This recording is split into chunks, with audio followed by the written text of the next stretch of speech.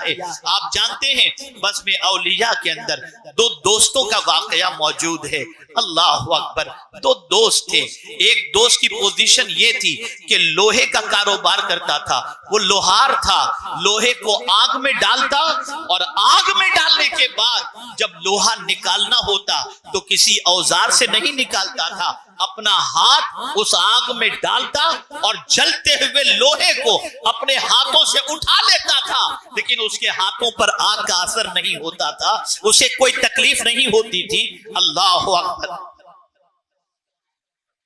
میرے پیارے آقا صلی اللہ تعالی علیہ وسلم کے پیارے دیوانوں، ایک مرتبہ درود شریف پڑھیں۔ صلی اللہ علیہ نبی الامی وآلہ صلی اللہ تعالی وسلم، صلاۃ و سلام علیہ رسول اللہ۔ اللہم صلی علی سیدنا و مولانا محمد معدن الجود والکرم وآلہ وصحابہ وبارک وسلم، صلاۃ و سلام علیک یا سیدی یا رسول اللہ صلی اللہ تعالی علیہ وسلم۔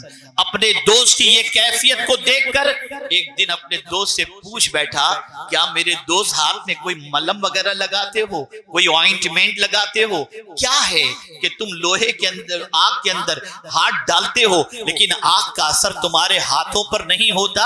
وجہ کیا ہے؟ سبب کیا ہے؟ وہ کہتا ہے یار چھوڑو، یہ بس ایک ایسی ہی بات ہے، مت اس کی تحقیق کرنے کی کوشش کرو۔ اس نے کہا نہیں میرے دوست، میں جانے بغیر نہیں رہوں گا، مجھے بتاؤ وجہ کیا ہے؟ اس نے کہا سنو، میں جب جوان تھا تو جوانی کے عالم میں میرے محلے کے رہنے والی ایک لڑکی سے میرا دل لگ گیا تھا اور اس کی محبت کا چراغ میرے سینے میں روشن ہوا، لیکن میں بہت غریب تھا، غربت کی چکی میں پیسا جا رہا تھا، جس کی وجہ سے میں اسے پا سکوں ایسی میری استطاعت نہیں تھی اور حیثیت بھی نہیں تھی۔ چنانچہ ایک مرتبہ ایسا ہوا کہ میں نے بڑی کوشش کر کے عرض یہ کر رہا تھا کہ اس نوجوان سے اس کے دوست نے جب بہت اصرار کیا کہ مجھے وجہ بتاؤ کہ آگ کا اثر تمہارے ہاتھوں پر کیوں نہیں ہوتا، تو اس نوجوان نے جواب میں کہا جب میں غربت کی چکی میں پیسا جا رہا تھا اس وقت جس لڑکی کی محبت کا چراغ میرے سینے میں روشن ہوا وہ بہت سرمایہ دار باپ کی بیٹی تھی، میری رسائی وہاں تک ممکن نہ تھی، پھر بھی کوشش کر کے میں نے اپنا پیغام بھجوایا، غربت کی وجہ سے اس پیغام کو انکار کر دیا گیا۔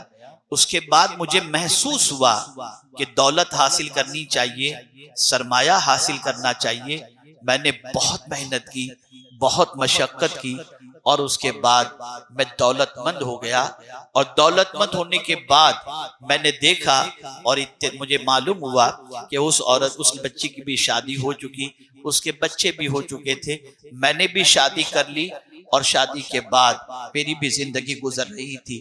اتفاق سے شہر میں قحط پڑا اور قحط کی وجہ سے شہر کے بسنے والے غریب لوگ سرمایہ داروں کے دروازے پر پہنچنے لگے اور ان کے یہاں سے اناج اور غلہ حاصل کرنے لگے۔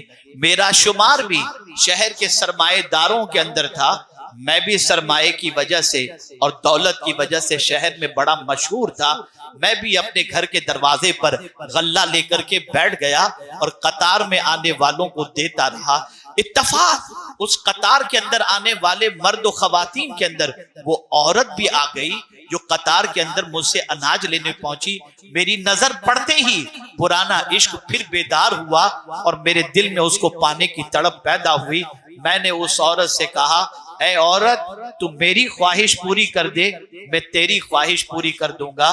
وہ غربت کی ماری عورت قطار سے نکلتی ہے اور چلی جاتی ہے، گھر جب پہنچتی ہے تو بچے بلک رہے تھے، بھوک سے تڑپ رہے تھے۔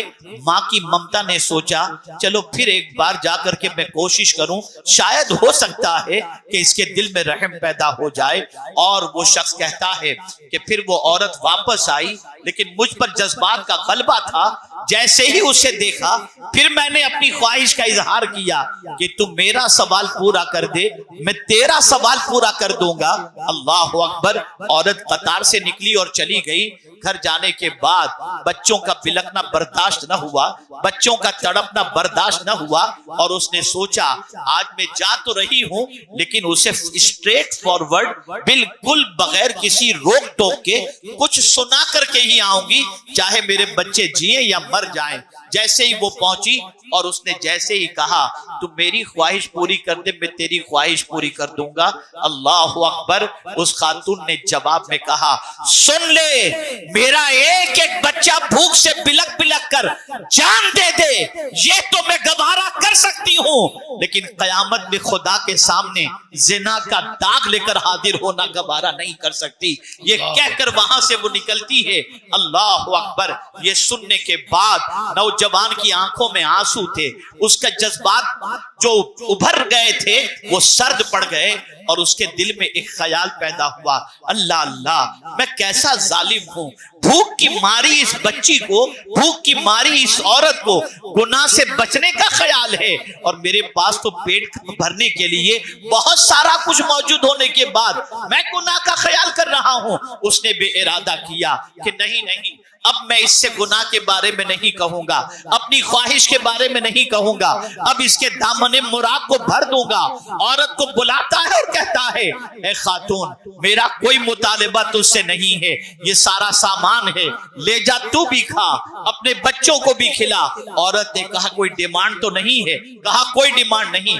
سامان اٹھائی عورت اور قریب سجدے میں چلی گئی اور اللہ سے دعا کرتی ہے اے اللہ اس نے میرے بچوں کے پیٹ کی آگ بجھانے کا انتظام کیا ہے، تیری بارگاہ میں ایک مظلومہ عورت کی دعا ہے کہ اس کو دنیا کی آگ سے بھی بچا اور جہنم کی آگ سے بھی بچا لے۔ اس نوجوان نے کہا اگر آج آگ میں ہاتھ ڈالنے کے بعد میرے ہاتھوں پر آگ کا اثر نہیں ہوتا تو یہ اسی عورت کی دعاؤں کا نتیجہ ہے جس نے میرے لیے یہ دعا کی تھی۔ تو تاریخ گواہ ہے، ہماری تاریخ اس بات سے بھری پڑی ہے کہ ایسی بہت ساری اللہ کی بندیاں بھی تھی جنہوں نے مجبوری میں بھی دامن پر گناہ کا دھبا لگنے نہیں دیا، اپنے دامن کو پاک رکھا، اپنے دامن کو برائیوں سے بچایا۔ اب آئیے یہ احساس کے حوالے سے گناہ کی بات کرنے کے بعد اب میں آپ کو سمجھاتا ہوا چلوں، آئیے ذرا قرآن کی روشنی میں دیکھیں تو صحیح، اپنے بارے میں بھی ذرا غور کرنے کی کوشش تو کریں۔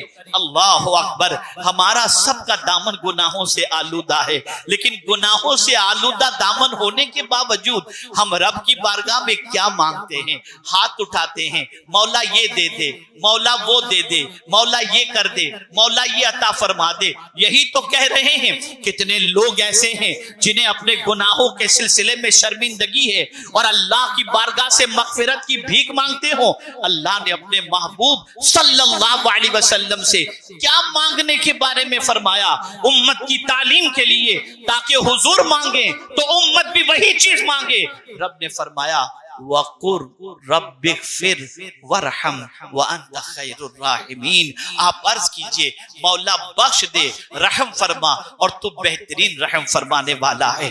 آپ اگر قرآن کا مطالعہ کریں تو آپ کو پتا چلے گا انبیاء کرام علیہم الصلاۃ والتسلیم کی دعاؤں کے اندر مغفرت کی دعا بے پناہ آپ کو نظر آئے گی، لیکن اللہ اکبر آج کا مسلمان اللہ سے معافی مانگنے کو تیار نہیں، گناہ کر رہا ہے، بد کرداری کر رہا ہے، برائیوں سے دامن آلودہ کر رہا ہے، لیکن معافی مانگنے کو تیار نہیں ہے، مغفرت کی بھیک مانگنے کو تیار نہیں ہے، بخشش کی بھیک مانگنے کو تیار نہیں ہے۔ آئیے میں آپ کو بتاؤں، حضرت ابراہیم علیہ الصلاۃ والتسلیم بارگاہ سمدیت میں دعا کرتے ہیں تو کیا دعا کرتے ہیں؟